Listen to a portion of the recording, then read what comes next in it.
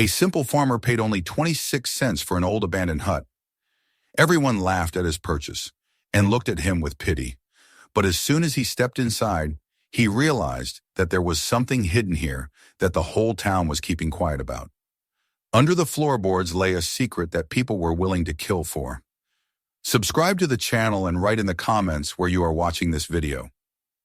The morning sun over the small frontier town of Ash Hollow carried little warmth, its rays dulled by the ever-present haze of dust that clung to the streets. Horses shifted restlessly along the hitching posts outside the courthouse, snorting and flicking their tails at the flies, while their riders and owners gathered in a loose crowd on the wooden steps. These were men hardened by the land farmers, with sunburned faces and roughened hands, ranchers with weathered coats and boots coated in trail dust, and a scattering of widows and merchants drawn less by business and more by curiosity. An auction always promised spectacle, and in a place where every man's secrets were known by his neighbors, there was no shortage of whispers or wary glances. Thomas Ellison stood near the back of the crowd, his broad shoulders slightly hunched, his hat brim pulled low. His life had been reduced to the edges of survival, his wife gone to illness 2 winters past, his small farm weather-beaten and thin of soil, his debts a weight that dragged him lower with every season. He had come not to buy, but to look, to see what scraps of land the county court might offer up. Still, as he listened to the droning voice of the auctioneer, as the wooden gavel cracked against its block, something inside him stirred. He had little more to lose, and perhaps that was why he stood quietly apart from the rest, watching, calculating, waiting for something that might offer him a way forward. The lots were meager things, at first half-flooded pasture, broken wagons of wood, a corner of field long since gone to seed. A handful of men bid in low tones, more out of habit than desire, while the rest leaned against the courthouse rail and observed. Then the auctioneer cleared his throat and announced the next property, a hovel of a cabin and 15 acres of ground on the ridge outside town. The man's voice faltered slightly as he read from the paper, as though reluctant to speak of it. Cabin, 1 room, chimney, grounds with a well and partial corral. Opening bid, 25 cents. Silence fell, thick and heavy. Not a man stirred, not a widow lifted her eyes from the shawl, clutched tight in her fingers. It was as though the words had conjured something unwelcome, some memory they would rather forget. Thomas watched, puzzled, as the auctioneer scanned the crowd with a faint sheen of sweat on his brow. A good piece of land, he thought, more than enough to graze a small herd, and with water to boot. Even the hovel could be repaired with enough labor. Yet no one raised a hand. The auctioneer tried again, his voice louder this time. 25 cents, do I hear 25? Still no answer. A nervous cough, the shuffle of boots on wood, but nothing more. Thomas felt his pulse quicken. What held them back? Why would seasoned ranchers ignore land at such a pittance? His heart thudded in his chest. If none would move, then perhaps he should. He swallowed hard, straightened his shoulders, and lifted his hand. 26 cents, he said, his voice rough but steady. For a moment, the air itself seemed to still. Heads turned toward him, and he felt the weight of their stares pressed down like a stone. He had expected scowls of frustration or muttered curses at being outbid. But instead he found something altogether different. Pity and a shadow of fear. Faces he had known all his life. The blacksmith with arms like iron, the merchant's wife who had once sat beside his own late wife in church, looked at him now as though he had stepped willingly onto a gallows. The auctioneer blinked, his mouth opening and closing before he struck the gavel almost half-heartedly. Sold to the gentleman for 26 cents. It should have been a triumph, a bargain snatched from under the noses of wealthier men. But Thomas felt no thrill of victory. Instead, unease coiled tight in his stomach. He had the sense of having trespassed across some invisible line, of having claimed something the others had already judged cursed or doomed. The old woman Willa Blaine, wrapped in her faded shawl, edged closer, her lips pressed white with tension. She murmured something he could not catch, her eyes wet with the look one reserves for a man walking to certain ruin. But before he could press her, the crowd dispersed, scattering faster than they ever had at any auction he had seen.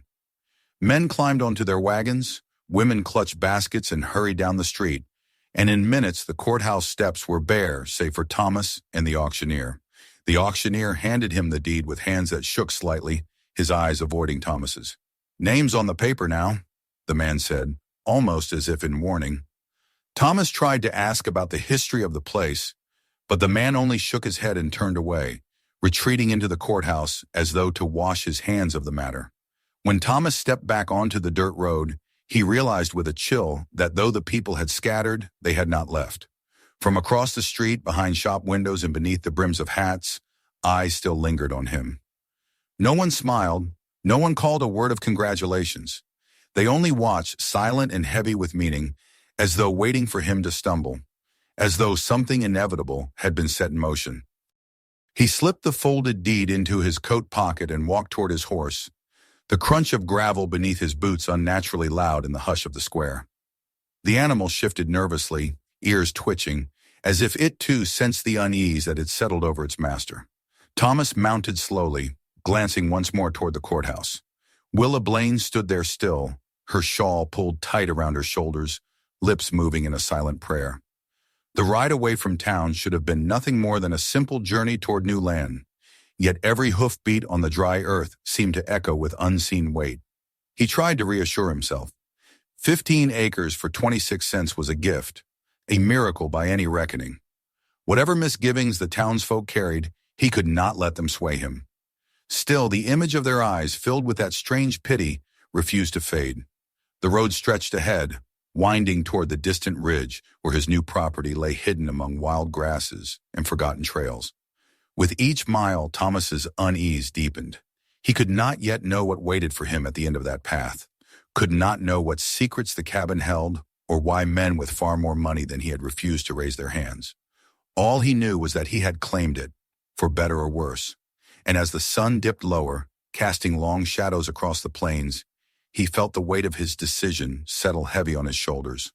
The hovel at Crow's Ridge was his now, his to mend, his to claim, his to suffer whatever fate it carried. The deed in his pocket seemed to burn like a brand. Ash Hollow had washed its hands of the property, and in doing so, had passed its burden to him. When the ridge finally came into view, silhouetted against the reddening sky, Thomas pulled his horse to a stop and stared. From the distance, the cabin was little more than a dark smudge among the tall grass, but it seemed to loom all the same. The air grew still, the prairie quiet save for the lonely call of a crow wheeling overhead. He touched the brim of his hat, exhaled, and nudged his horse forward, the path narrowing beneath the hooves as the shadows lengthened. The bargain had been struck, the papers signed. Whatever lay ahead was bound to him now, bound as tightly as the boards that held the hovel together. He had spent 26 cents, the last coins he could spare, on land that no one else had dared to touch. Only time would tell if that decision would save him or bury him. The road that wound toward the ridge narrowed as Thomas pressed on, the air growing cooler as the sun slipped lower behind the horizon. Dusk clung to his boots and his horse's flanks, and the silence of the open prairie felt heavier the closer he drew to his newly purchased land. It was strange, he thought, how a parcel of ground that should have stirred excitement instead filled him with a sense of unease. Each hoofbeat carried the weight of the stairs he had left behind in town, the silence of neighbors who should have envied his bargain, but instead had looked upon him with pity. He told himself he was being foolish, that people's fears and superstitions could not shape the soil nor the wood of a house. And yet the closer he came, the more he felt as though he were riding towards something that waited for him, something that had been expecting him long before he placed his bid. By the time the ridge came fully into view, twilight had begun to cast its long shadows over the land. The path, little more than a forgotten trail choked by weeds, climbed slowly upward through a tangle of grass that had gone uncut for years. The silence here was profound, broken only by the occasional cry of a distant bird or the whisper of wind through the brittle stalks. When Thomas pulled his horse to a stop at the crest of the ridge, he caught his first true sight of the cabin. It was smaller than he had imagined, no more than a single room built from rough-hewn logs that had darkened with age. The roof sagged in places, and the stone chimney leaned ever so slightly, though it still held its form. The windows were covered with boards nailed haphazardly across the frames, blackened with grime and weather. The small corral that stretched beside it had long since collapsed. The posts snapped or sunken into the ground, choked by vines. Near the edge of the clearing, a well stood covered by the rotted remains of a wooden lid, its stones mottled with moss. To a stranger, it might have looked like nothing more than another abandoned shelter swallowed by the land, but to Thomas, with the deed folded in his pocket, it carried the weight of possession and of duty. He dismounted, tying his horse to one of the half-broken posts, and stood for a long moment staring at the place. The evening wind stirred the grass and rattled the loose boards, and he could not shake the impression that the cabin was not truly empty. There was no reason for him to feel it so keenly, yet as he stepped closer, he swore the silence deepened, as though the land itself were holding its breath. The door gave under his hand with surprising ease. He had expected resistance, the stiffness of wood left to swell and shrink with years of neglect, but the iron handle turned smoothly, as though it had been oiled not long before. The hinges creaked faintly, but not with the screech of abandonment. Instead, they moved as if kept alive by some unseen caretaker. The thought unsettled him more than he cared to admit. Inside, the dim light of dusk filtered through cracks in the shuttered windows, catching on motes of dust that floated in the air. The smell struck him first. He had expected the foulness of rot, the stench of mildew and decay, yet the air was strangely neutral. Stale, yes, but not dead.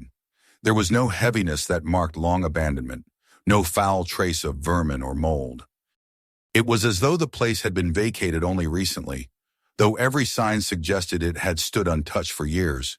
His boots thudded against the wooden floor as he crossed the threshold. The boards creaked, but they held firm beneath his weight, stronger than they appeared from outside. Against one wall stood a simple table, rough but sturdy, with two chairs tucked neatly beneath it. They were coated in a thin veil of dust, yet the placement was too precise, too orderly. In the hearth opposite, a scattering of ashes still lay cold in the grate, though they seemed fresh enough that he wondered how many winters had passed since fire had last warmed the cabin. Above the mantel, a rectangular patch of lighter wood suggested that something, a picture, a mirror, perhaps, had hung there for years before being removed with deliberate care. But it was the floor in the center of the room that drew his eyes. At first glance, it seemed no different from the rest. Planks aged and darkened, edges worn smooth by time. Yet as he stepped closer, he noticed the pattern. The boards here were fitted with unusual precision, cut to form a near-perfect square, the seams sealed with some dark resin that had hardened over time. It was not damage or repair. It was construction, deliberate and careful, as though a trap door had once existed here, later sealed shut with such determination that it would never open again. Thomas crouched, his hand brushing along the edges. The seams were tight, impenetrable, the resin smooth and solid beneath his fingers. Whoever had done this work had meant it to last. He frowned, his mind racing with questions. Why would someone go to such lengths to close a space that had once been meant to open? What could lie beneath that demanded not removal, but imprisonment? A sound jolted him from his thoughts. He rose quickly, eyes darting toward the nearest window. A shadow moved across the glass, the outline of a figure on horseback lingering at the edge of the tree line. Even through the grime and distance, Thomas knew the rider was watching him. The figure remained for several moments, motionless, hidden partially by the trees, before turning abruptly and riding away. In that brief instant, as the horse shifted and the rider turned, Thomas caught a glimpse of a wide-brimmed hat adorned with a gleaming silver band. He recognized it. He had seen it only hours before on the head of a man at the auction, one of those who had watched him with that strange expression of pity. The realization sent a chill down his spine. Someone was watching this cabin, had perhaps been watching it for years, and now with his purchase, they were watching him. The rest of the evening Thomas spent exploring the cabin and the surrounding land, though the discovery of the sealed floor weighed heavily on his mind. He checked the well, drawing up a bucket of water that, though tinged with age, was surprisingly clear. The corral was beyond repair, its posts rotted, though the ground around it was rich and dark, good for planting or grazing.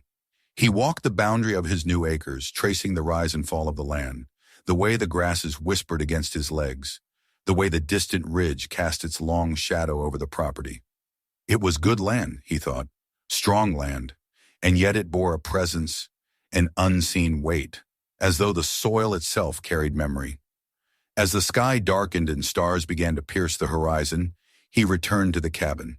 He lit a lantern he had brought from town, setting it on the table, its glow casting long shadows across the walls. The square of sealed floor stood out even more sharply in the light, its edges stark against the rest of the planks. He could not stop his eyes from drifting back to it, again and again, as though it demanded his attention. The rider with the silver-banded hat haunted his thoughts. Had he gone to report what Thomas had discovered? To whom? When at last Thomas lay down on the rough cot in the corner, the silence of the place pressed heavy upon him.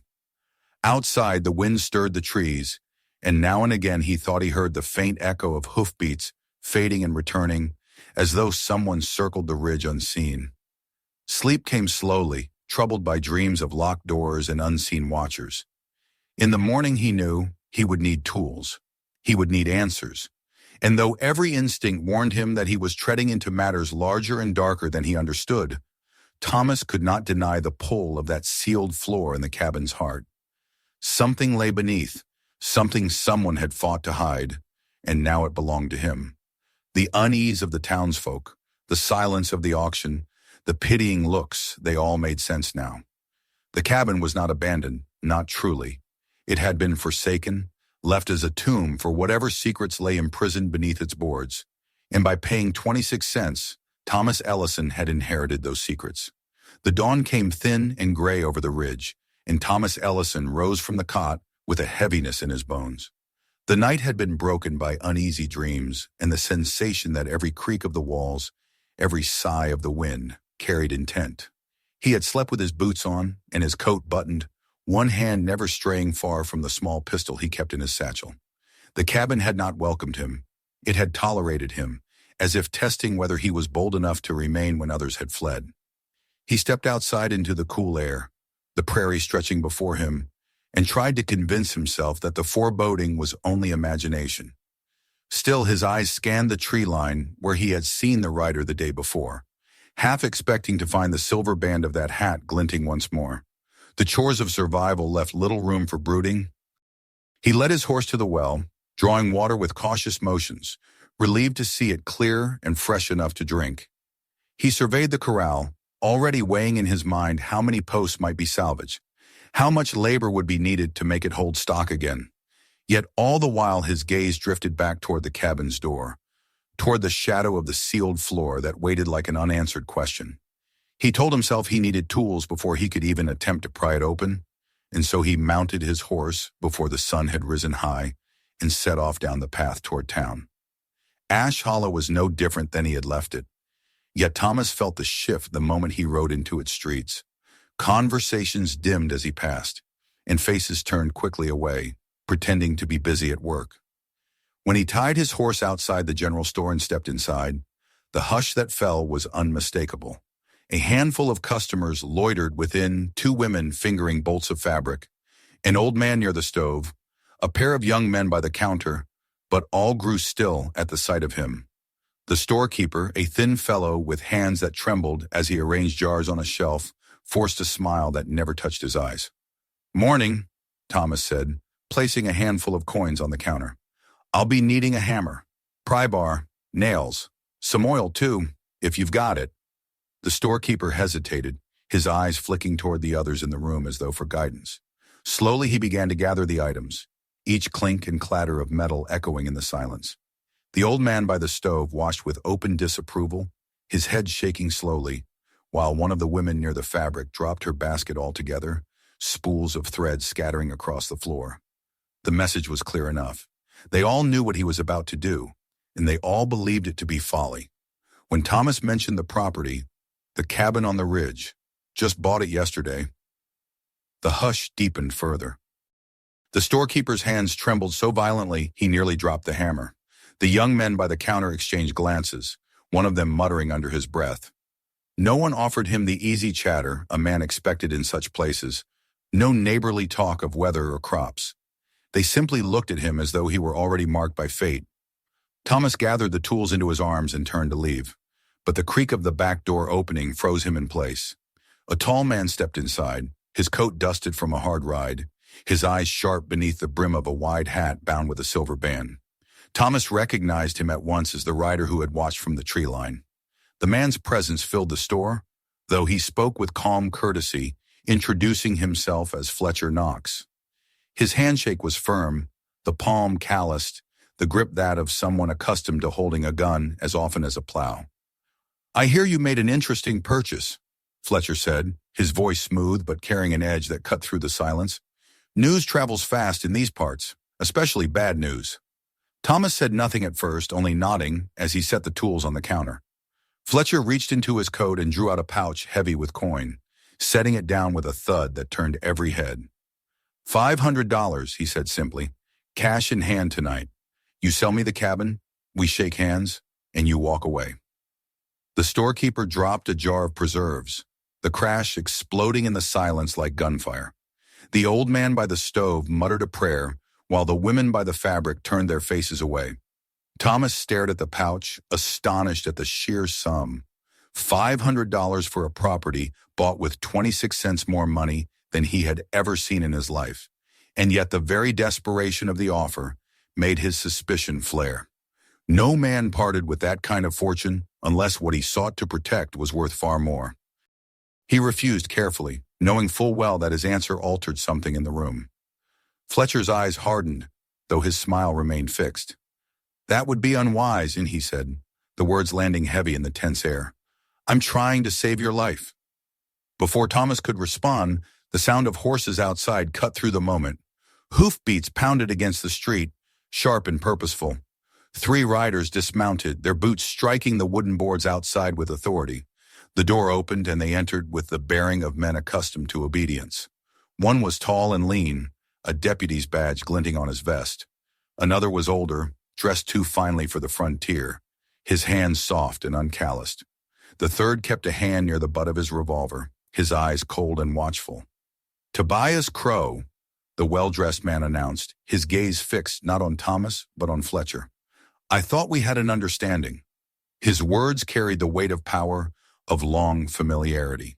The deputy's eyes swept the store, settling on Thomas with a sharpness that left no doubt of his intentions. The third man closed the door behind them, positioning himself like a jailer to block the exit. Thomas realized with a slow sinking in his gut that he had stumbled into a conflict older and darker than he understood. Fletcher, Tobias, the deputy, even the shopkeeper, they all seemed bound together in a web of secrecy that now threatened to tighten around his neck. And though none of them had yet spoken openly of the cabin, he felt its shadow pressing over them all, the sealed floor at its heart like a buried heartbeat that refused to die. The confrontation grew thick with implication. Tobias mocked Fletcher for offering too much, hinting that such desperation would only arouse curiosity. The deputy's voice was rough with the grit of tobacco as he spoke of papers, of evidence that could hang a man or make him rich enough to disappear. And then from the doorway came the thin, quavering voice of Willa Blaine. The old woman's presence struck the room like lightning. She told the story none of the others dared to utter, of Samuel Hartwell, the previous owner, who had sealed away proof of corruption before being murdered in cold blood. The store seemed to shrink around Thomas as the truth unfolded. He had not merely bought land. He had inherited a death sentence, a secret so poisonous that even mention of it set men's hands twitching near their weapons. Fletcher's offer of $500 was not generosity, but desperation, an attempt to bury what Hartwell had left behind. Tobias, the deputy, and their allies wanted the evidence either destroyed or claimed, their interests bound by greed and fear. And every soul in Ash Hollow knew it, which was why they had watched him ride away with those pitying eyes.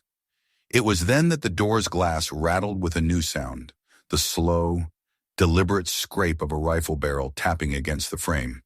A figure stood silhouetted in the fading evening light outside, a rifle steady in his grip. His clothes were fine, his hair silver, his stance one of practiced authority. Willa's gasp broke the silence. "Judge William Crane," she whispered. The name dropped like a stone into water, ripples of dread spreading through the room. Thomas's heart thudded in his chest. A judge, the very figure meant to guard the law, now revealed as the dark hand behind the secrets buried beneath the cabin. And with his appearance, Thomas understood that the threats circling him were no longer whispered, no longer half-hidden. They were here, armed and ready to kill, and the 26 cents he had spent had bought him not freedom, but peril. He stood in the center of the store, surrounded by men whose faces carried hunger, fear, and calculation. The sealed floor in the cabin haunted him still. The image of its resin-sealed seams burned into his mind. Whatever lay beneath those planks had already claimed one life and now reached for his. And though every instinct screamed for him to abandon it, he knew the choice had already been made. The cabin was his, its secret his burden, and the threats had only just begun. The name Judge William Crane hung in the air long after Willa Blaine's voice had faded. Inside the general store, men who moments before had argued now stood silent, their eyes cast toward the doorway where the rifle had appeared. For Thomas Ellison, the scene blurred, the weight of it pressing down until he felt he could scarcely breathe. He had stepped into town that morning simply to buy a hammer and a pry bar. Yet now he found himself in the midst of conspirators, outlaws, and a judge whose very presence filled the room with dread. Fletcher Knox, Tobias Crow, the deputy Morrison, all of them seemed to shift uneasily, as though the ground beneath their feet had turned unstable. Thomas realized in that moment that the cabin on the ridge was no ordinary property, and that his ownership of it had bound him to a tale stretching far deeper than he had imagined. He returned to the ridge that night with his horse carrying more than supplies. The tools clanked in the saddlebag, but it was the burden of knowledge, half-spoken and half-concealed, that weighed the heaviest. The cabin stood waiting in the moonlight, dark against the pale grass, the sealed floor inside a silent promise. Thomas set the lantern on the table and stared again at that square of planks, his hand itching to pry them loose, though his mind urged caution. Before him lay the mystery of Samuel Hartwell, the man who had once owned this land and died for the secret he tried to keep. Sleep eluded him once more, and by morning he resolved that he could not live with only whispers. If he was to claim this land fully, he needed to know the truth of its history. So he saddled his horse again and turned back toward Ash Hollow, not to the general store, where stares and silence met him, but to the archives kept in the back of the courthouse. The clerk there, an old man with watery eyes and ink-stained fingers, seemed reluctant at first when Thomas asked for deeds and records of past ownership. But a few coins and the weight of Thomas's persistence loosened the man's tongue, and before long, Thomas was seated at a scarred wooden table with stacks of ledgers and brittle papers before him. He combed through page after page, tracing lines of ink that told the story of the land he now owned. The name Samuel Hartwell surfaced again and again, attached not only to this property but to others across the county, his hand present in transactions that seemed unusually profitable for a man of his standing. The deeper Thomas read, the clearer the picture became. Hartwell had been no ordinary homesteader. He was a man who had taken an interest in the dealings of others, collecting notes, deeds, and copies of agreements. Some bore the signatures of wealthy ranchers, others of officials whose names carried weight far beyond Ash Hollow. Many of these documents overlapped, suggesting that the same parcel of land had been sold multiple times, deeds forged or altered to line pockets, while unsuspecting buyers were left with nothing. It was a scheme as simple as it was devastating, and the sums involved were staggering. As Thomas turned the brittle pages, he felt the eyes of the clerk on him, watching from behind the stacks of papers. The man said nothing, only shook his head slowly when Thomas glanced up. At last the clerk muttered, "Some things best left buried, son." His voice carried the weariness of someone who had seen the consequences of curiosity before. Thomas thanked him, though the warning lingered, and gathered the few copies he had been allowed to make. From the courthouse he sought out those who had lived longest in Ash Hollow, those whose memories stretched back to the time when Samuel Hartwell still walked its streets. Most turned him away with sharp words or frightened eyes, unwilling to stir old trouble. Yet persistence yielded results, and slowly Thomas pieced together the story from fragments and whispers. Hartwell, they said, had been clever but reckless, a man who knew more than was safe. He had spoken of corruption in hushed tones, of officials and ranchers cheating families out of land with false promises and forged papers. Some said he had confronted them, others that he had tried to blackmail them. What all agreed upon was this: he had sealed something beneath the floor of his cabin, something he claimed would prove his words, and days later he was found shot in the back on the road to town. The death was ruled an accident of bandits, but no one in Ash Hollow believed it. They believed instead that Hartwell had been silenced, and that his cabin had become a place marked by blood and secrets. The more Thomas learned, the more the shape of his own danger revealed itself. Hartwell had died because of what he hid, and now Thomas, by virtue of owning the cabin, had inherited not only the land, but the peril. He understood why Fletcher had offered him so much, why Tobias and Morrison had come to the store, why Judge Crane had appeared with a rifle in hand. They all had ties to Hartwell's secret, whether as accomplices, rivals, or protectors of their own names. The sealed floor had bound them for 15 years, and now it bound Thomas as well. Returning to the cabin that evening, Thomas felt the weight of every word he had gathered pressing upon him. The prairie wind seemed colder, the shadows deeper. He dismounted and walked slowly around the property, his eyes scanning for signs of intruders. He found the grass bent near the tree line, the faint mark of hooves pressed into the soil. Someone had been there while he was gone, watching still. He entered the cabin with a cautious hand on his pistol, but the room was as he had left it, the lantern on the table, the square in the floor waiting like a question.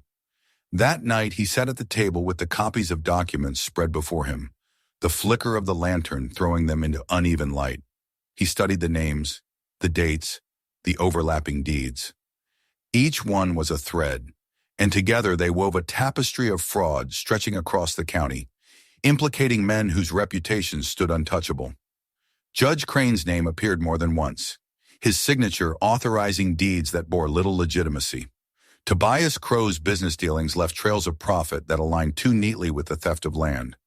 Even Morrison's name appeared on a receipt, a deputy complicit in the schemes he should have opposed. And Hartwell, clever and doomed, had gathered them all, perhaps to expose them, perhaps to profit from them, but certainly to his death. Thomas leaned back in his chair, the lantern light catching his weary features. He understood now the pity he had seen in the eyes of the townsfolk. They had not envied his bargain because they knew it was no bargain at all. It was a curse, a chain that bound whoever claimed it to a fate already sealed in blood. And yet he could not turn away. To abandon the cabin now would be to yield to the same fear that had kept it untouched for years. He could not escape the knowledge he now carried, nor the sense that Hartwell's unfinished fight had become his own. When the wind rose outside, carrying with it the distant echo of hoofbeats, Thomas blew out the lantern and sat in the dark, his pistol on the table before him. The cabin seemed alive around him, the wood groaning, the ashes in the hearth stirring faintly.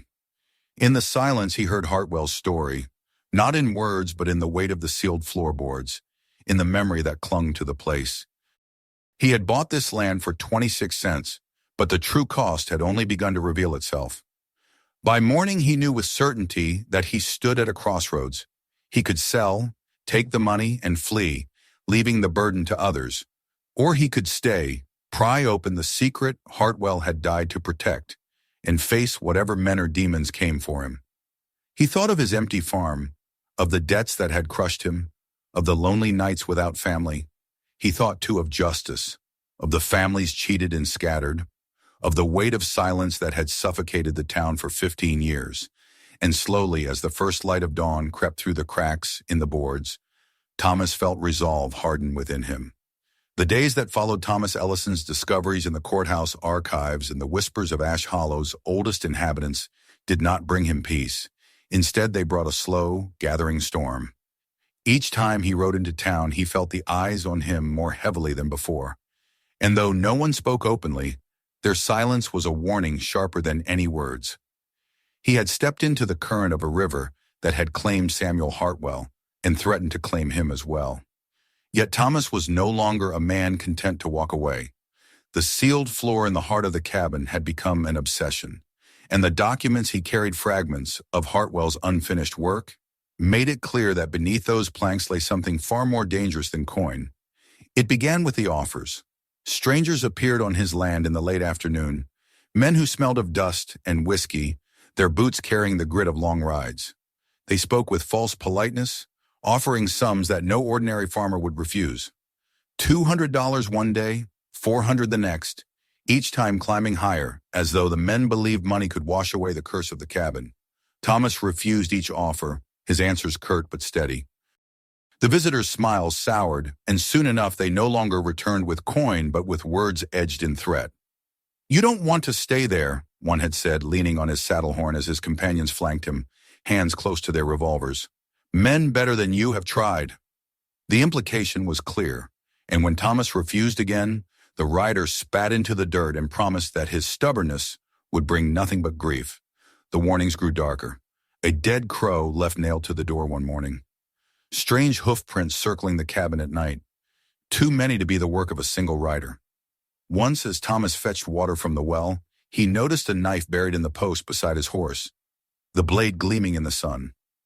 None of these things drove him away, but each of them settled more firmly into his mind the reality that the land he had claimed was no mere farmstead.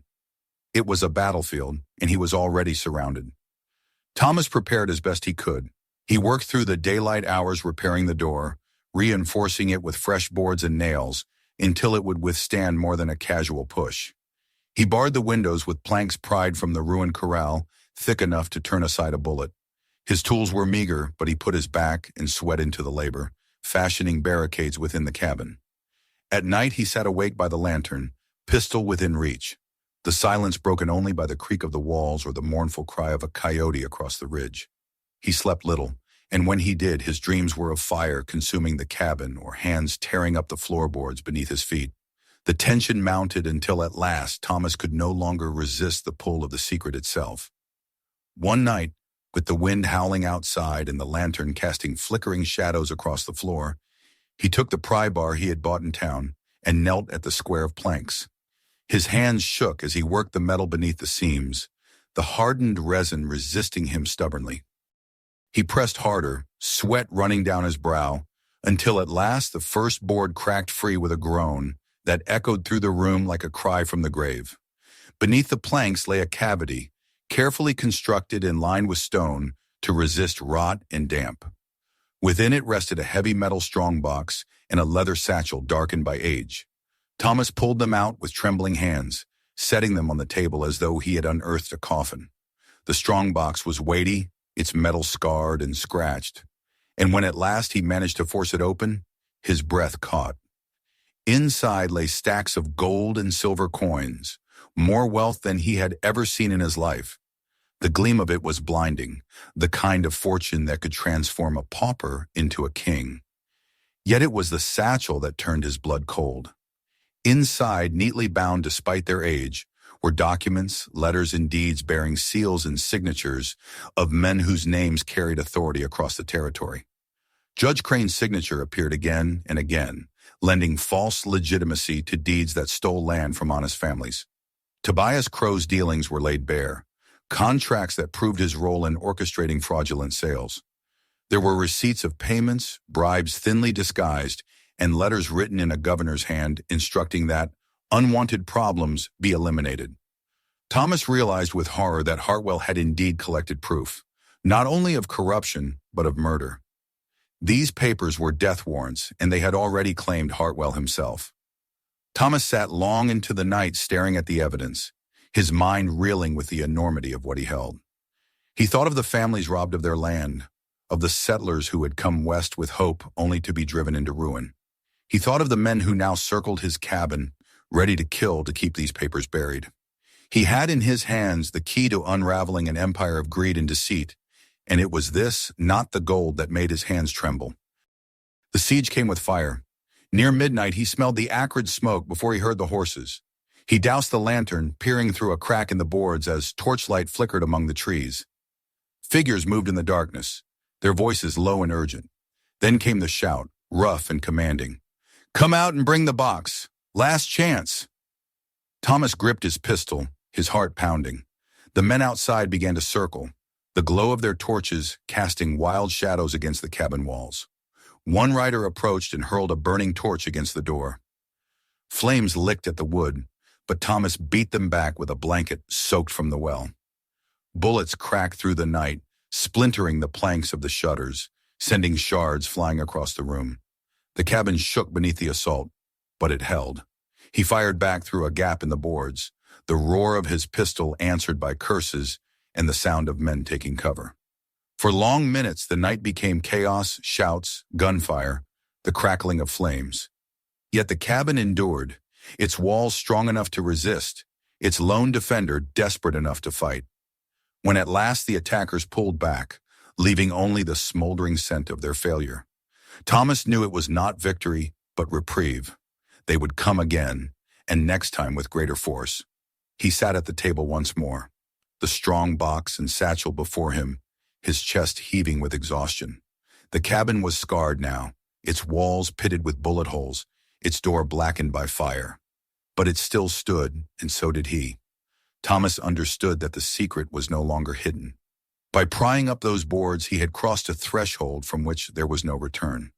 The men outside knew he had found what they feared, and they would not stop until either he or the evidence was destroyed. Morning came pale and cold, the sky heavy with clouds. Thomas walked the perimeter of his land, pistol in hand, and found hoof prints pressed deep into the mud. They had been many, too many for him alone to face again. He returned to the cabin and looked once more at the papers, the damning signatures and incriminating letters. These were more dangerous than gold, more dangerous even than the men who sought them. They were the truth, and the truth had teeth. As he stood in the doorway, staring out over the ridge, Thomas felt the weight of Samuel Hartwell's shadow upon him. The dead man had sealed away these secrets, believing they would either damn or save him, and instead they had left a curse for whoever followed. Thomas knew now that he had no choice. He would either carry Hartwell's burden forward or be buried by it as surely as the man who had come before. The siege had shown him what awaited. Threats had become open war, and the ridge was no longer his refuge but his prison. He could not hold it alone forever. The men who had fired on him would return, and behind them stood figures with power stretching far beyond Ash Hollow. Judge Crane, Tobias Crow, the governor whose letters burned with cold command all of them, would see him silenced if he dared bring these papers into the light. Yet even as the danger closed around him, Thomas felt a strange resolve take root. He had lived in defeat for too long, burdened by debts and loss. Now for the first time, he held something greater than himself, something that might deliver justice where it had been denied. The siege of the cabin had bloodied him but not broken him, and in the embers of that long night he discovered a truth as steady as the dawn. He would not surrender. The cabin on the ridge had been bought for 26 cents, but its true price was carved in blood and fire. Thomas Ellison was ready to pay it. The night after the attack left the cabin scarred and Thomas exhausted. He sat with his back against the wall, pistol across his lap, and stared into the dim glow of the embers in the hearth. The strong box lay closed on the table, the satchel of papers beside it, and the weight of them was heavier than any bullet fired against the cabin's walls. He could feel the ridge holding its breath around him, as though the land itself waited to see which way he would turn. He had survived one assault, but survival was not victory. He knew the men who sought what Hartwell had left behind would not rest. They would gather strength, they would come again, and this time they would not stop until either he or the truth was destroyed. He thought of the gold first, the gleam of coins stacked inside the strongbox. To a man like him, who had lived with so little for so long, it was an impossible fortune.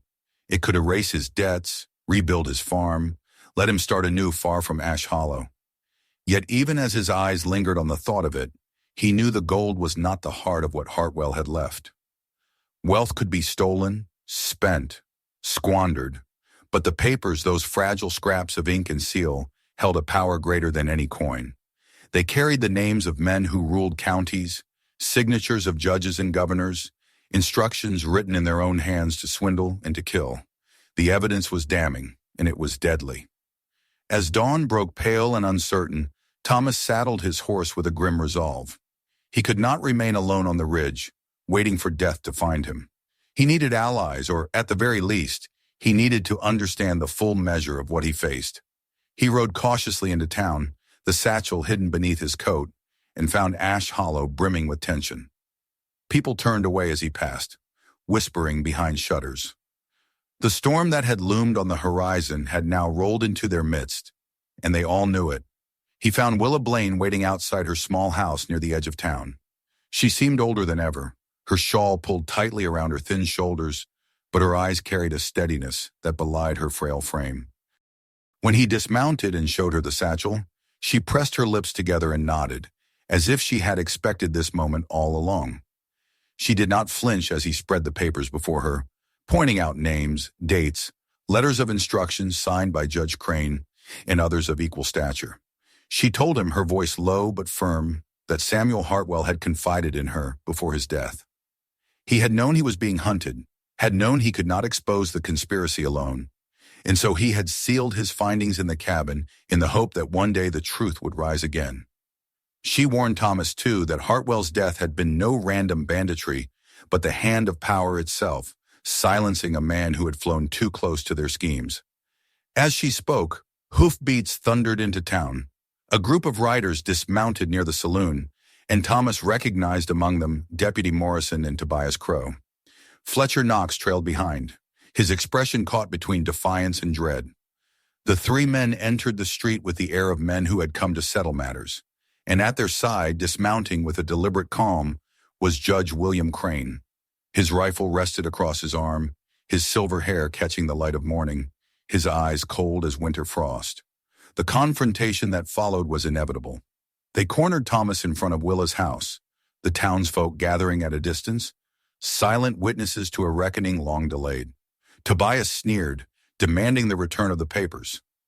Morrison's hand hovered near his revolver, and Fletcher's gaze flicked uneasily between Thomas and Crane. It was Crane who stepped forward, his voice smooth and measured as he offered Thomas one final chance.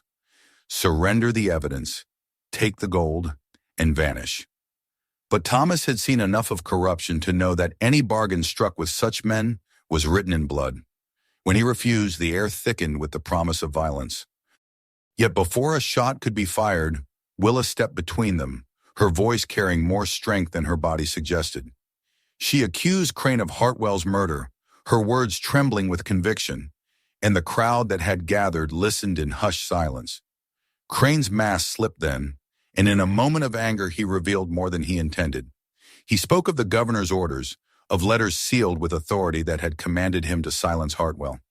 He spoke of the money siphoned from families across 3 counties, of deeds forged and resold until honest men were left with nothing but ruin. The townsfolk gasped, and even Tobias and Morrison shifted uneasily at the judge's words. The conspiracy stretched further than any of them had admitted, and the realization that their fates were bound together seemed to weigh heavily upon them. Fletcher, perhaps the least compromised of the three, took a step back, his jaw tight as if the ground beneath his boots had given way. It was then that gunfire erupted from the ridge. The governor's men, a band of hired killers, rode into town with rifles blazing, sent to finish what Crane and his accomplices had failed to do. Bullets shattered windows, townsfolk screamed and scattered, and the street became a battlefield. Thomas ducked behind the trough, firing back, his pistol steady despite the chaos. Willa sheltered inside her doorway, praying aloud even as the air filled with smoke and lead. The fighting was fierce, but desperation lent Thomas strength. He knew that survival was not enough. He needed to protect the satchel, to deliver the truth into the hands of those who could wield it.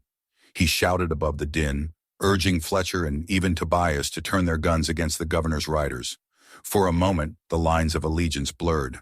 Morrison hesitated, then fired upon the attackers instead of Thomas, his loyalty faltering in the face of betrayal. Fletcher joined him, his revolver spitting fire, and even Tobias, realizing his own neck was at stake, turned his weapon outward. Judge Crane fought with the fury of a man cornered by his own sins. He shouted orders, tried to rally the riders, but his voice no longer carried the same authority. When at last he fell, struck by a bullet that spun him into the dust, silence rippled through the chaos. The governor's men faltered without their figurehead, and within minutes the fight was over. The street lay littered with bodies, smoke rising in the still air, the echo of gunfire fading into memory. Thomas stood amid the ruin, the satchel still clutched to his chest. The townsfolk emerged slowly from their hiding places, their eyes wide with awe and fear. They had witnessed the truth spill into the open, had seen the mighty brought low by their own greed. Willa came to his side, her hand trembling as she touched his arm, and whispered that Samuel Hartwell's work was not finished until the evidence was carried beyond Ash Hollow, to the territorial marshal who alone had the power to bring justice. 3 days later, Thomas rode into the capital with the satchel delivered into the marshal's hands. The evidence within was overwhelming letters signed by Governor Webb himself, deeds proving the theft of federal lands, payment records for murders committed under the guise of law. The governor was arrested in chains, his empire of lies collapsing overnight. Judge Crane, though wounded, lived long enough to stand trial, his cooperation earning him little more than a shortened sentence. Tobias Crow and Deputy Morrison, their hands stained but not as deeply as others, turned witnesses, their testimony toppling men across 3 counties. Fletcher Knox disappeared into the frontier, perhaps seeking redemption, perhaps only escape. For Thomas, the reckoning brought not wealth, but something greater. The gold in the strongbox he used sparingly, giving much of it to families ruined by the fraud.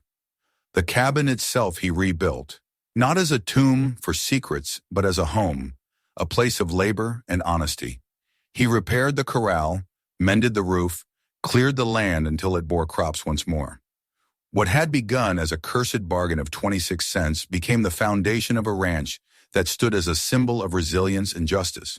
Sometimes at night, as he sat before the hearth in the quiet glow of the fire, Thomas thought of Samuel Hartwell. The man had died for the truth, leaving behind a burden too heavy for most to bear. But that burden had passed into his hands, and he had carried it far enough to see justice done. The sealed floor that once bound a secret now lay beneath new oak planks, firm and honest, and the windows that had been blackened with grime now shone with light. Ash Hollow, too, began to change. The whispers of pity were gone, replaced by cautious respect. The townsfolk who had once watched him with dread now greeted him with nods, their voices steadier, their fear lessened. The cabin on the ridge was no longer a place of shadows, but a reminder that even in the darkest corners, truth could endure. And though Thomas knew the cost had been great measured, not in cents nor in gold, but in blood and resolve, he also knew it had been worth paying. The land had tested him, as it had tested Hartwell before, but where Hartwell had fallen, Thomas had stood. He had chosen not to flee, not to bury the truth again, but to face it, to drag it into the light. For 26 cents, he had bought more than a cabin. He had bought the chance to stand against corruption, to redeem not only a patch of land, but himself. And in that bargain, forged in fire and blood, Thomas Ellison found a future worth living. If you enjoyed this incredible story, don't stop here. Hit subscribe right now so you never miss the next shocking tale. Watch our other videos for more unbelievable discoveries and twists that will leave you speechless. And don't forget to share this video with your friends. Let them see the secret behind the cabin bought for just 26 cents.